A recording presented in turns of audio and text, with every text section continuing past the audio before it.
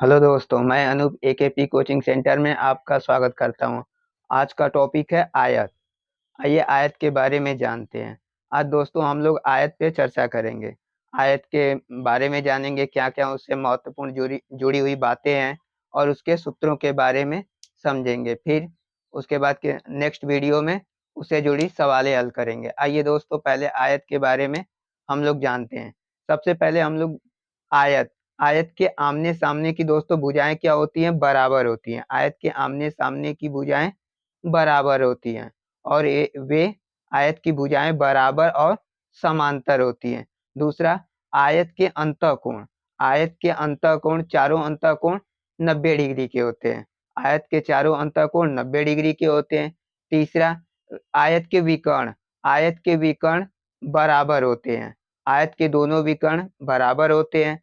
आयत के दोनों विकर्ण एक दूसरे को समद्विभाजित करते हैं, परंतु आयत के जो विकर्ण होते हैं एक दूसरे को समकोण पे नहीं काटते हैं। आइए दोस्तों इनसे हम लोग नोट करते हैं आयत के बारे में। आयत को आयत आयत की भुजाएं आयत की भुजाएं भुजाएं बराबर बराबर एवं समांतर समांतर होती है।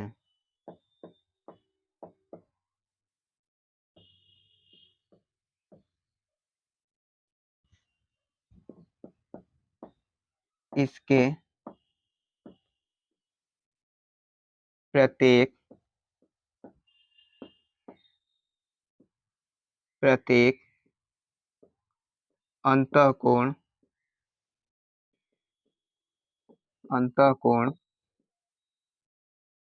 90 डिग्री के होते हैं।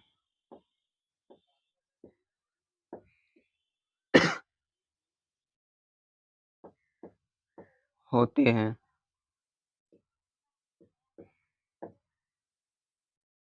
तीसरा, इससे जुड़ी मुख्य बात है, इसके दोनों विकर्ण दोनों विकर्ण विकर्ण बराबर बराबर होते हैं होते हैं और और एक एक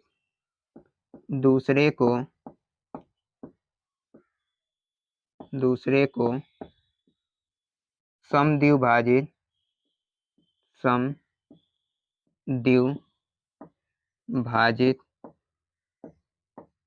भाजित समद्विभाजित करते हैं करते हैं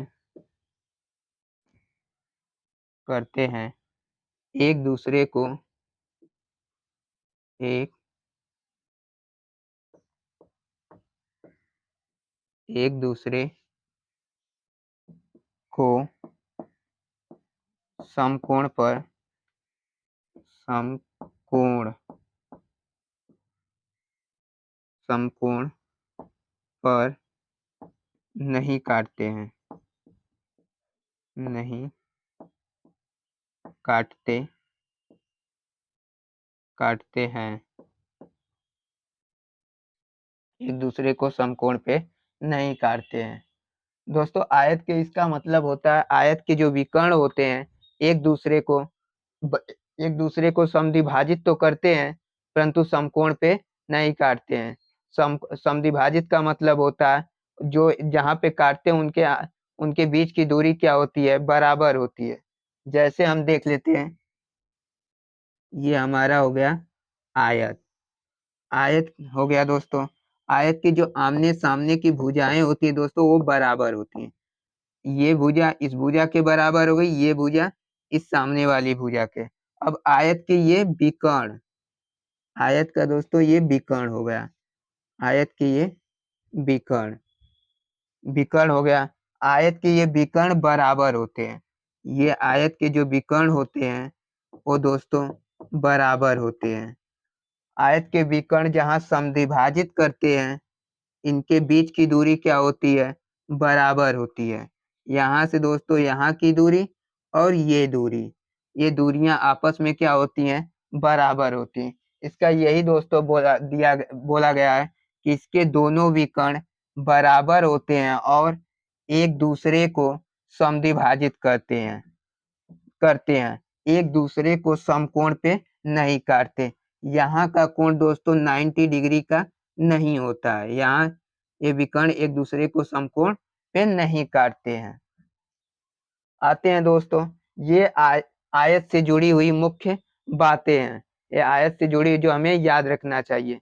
और इसके बाद हम दोस्तों क्या करते हैं, आयत का जो जितने भी आयत के सूत्र हैं उन्हें आइए नोट करते हैं। पहले आयत का परिमाप, आयत का परिमाप परिमाप बराबर होता है 2 कोष्ठ में लंबाई प्लस चौड़ाई। दूसरा दोस्तों आयत का क्षेत्रफल, आयत का क्षेत्रफल, आयत का क्षेत्रफल बराबर होता है लंबाई गुणे चौड़ाई, लंबाई गुणे चौड़ाई। अब दूसरा दोस्तों तीसरा फार्मूला आयत से जुड़ा होता है आयत का विकर्ण, आयत का विकर्ण बराबर होता है, आयत का विकर्ण बराबर होता है करड़ी में लंबाई का स्क्वायर प्लस चौड़ाई का स्क्वायर।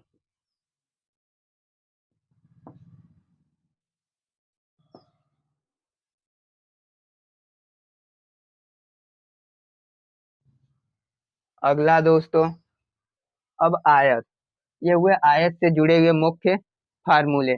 और दोस्तों कुछ आयत से जुड़े हुए फार्मूले होते हैं, आइए उन्हें हम क्या करते हैं, नोट करते हैं। आइए दोस्तों हम लोग आयत से जुड़े और भी जो प्रमुख फार्मूले होते हैं, जैसे पूछता है आयत, आयत दे देता है उसके चारों ओर रास्ता बना देता है और रास्ते का क्षेत्रफल पूछता है। आइए वो फार्मूला हम लोग उसका भी सूत्र नोट करते हैं। जैसे ये दोस्तों हो गया आयत, ये हो गया हमारा आयत। और दोस्तों इसके बाहर से क्या दे दे, रास्ता दे दे। इसके बाहर से जब दोस्तों रास्ता दे दे, इसके बाहर से रास्ता दे दे और पूछे रास्ते का, हमसे क्या पूछ ले, रास्ते का क्षेत्रफल। दोस्तों रास्ते का हमसे क्या पूछ ले, क्षेत्रफल पूछ ले। जब हमसे रास्ते का क्षेत्रफल पूछे, जब रास्ता बाहर बाहर दिया हो तो रास्ते का क्षेत्रफल का सूत्र होता है दोस्तों, रास्ते का क्षेत्रफल, क्षेत्रफल बराबर 2x कोष्ठक में l plus b plus 2x, 2x एक और रास्ते का क्षेत्रफल जब दोस्तों रास्ता अंदर की तरफ बना हो, आयत दिया हो और रास्ता क्या उसी के साथ समान चौड़ाई का रास्ता अंदर की तरफ क्या हो, बना हो। जब समान चौड़ाई का रास्ता अंदर की तरफ बना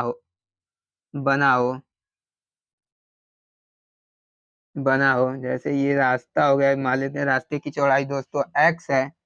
तब जब रास्ता अंदर की तरफ बना हो, जब रास्ता रास्ता अंदर की तरफ, अंदर की तरफ हो, जब रास्ता अंदर की तरफ हो तब दोस्तों रास्ते का क्षेत्रफल होता है रास्ते का क्षेत्रफल 2x कोष्टक में l plus B minus 2x। ये दोस्तों जब रास्ता अंदर बना हो और रास्ते का क्षेत्रफल ज्ञात करना हो उसके लिए सूत्र होता है, जहां जहां l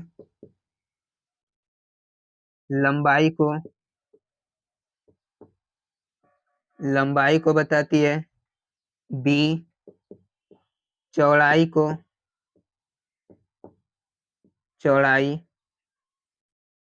x रास्ते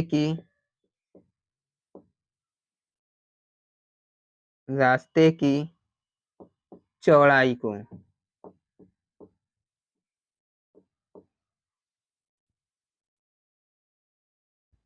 रास्ते की चौड़ाई को। ये दोस्तों है जब रास्ता बाहर बना हो तब उसके लिए फार्मूला होता है 2x कोष्टक में l plus B plus 2x। इससे हम रास्ते का क्षेत्रफल निकाल लेते हैं। जब रास्ता अंदर की तरफ बना हो तब उस समय रास्ते का क्षेत्रफल होता है 2x कोष्टक में l plus B minus 2x। और इसके बाद दोस्तों जहाँ l लंबाई को, b चौड़ाई को, x रास्ते की चौड़ाई को बताता है। आइए दोस्तों एक फार्मूला और होता है उसे भी नोट करते हैं। ये दोस्तों जब जब जब आयत के बीचों बीच बीचों बीच बीचों बीच बीचों बीच लंबाई व चौड़ाई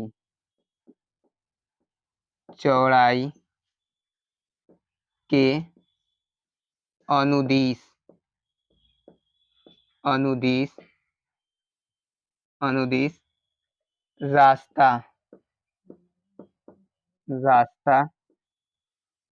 रास्ता बना हो।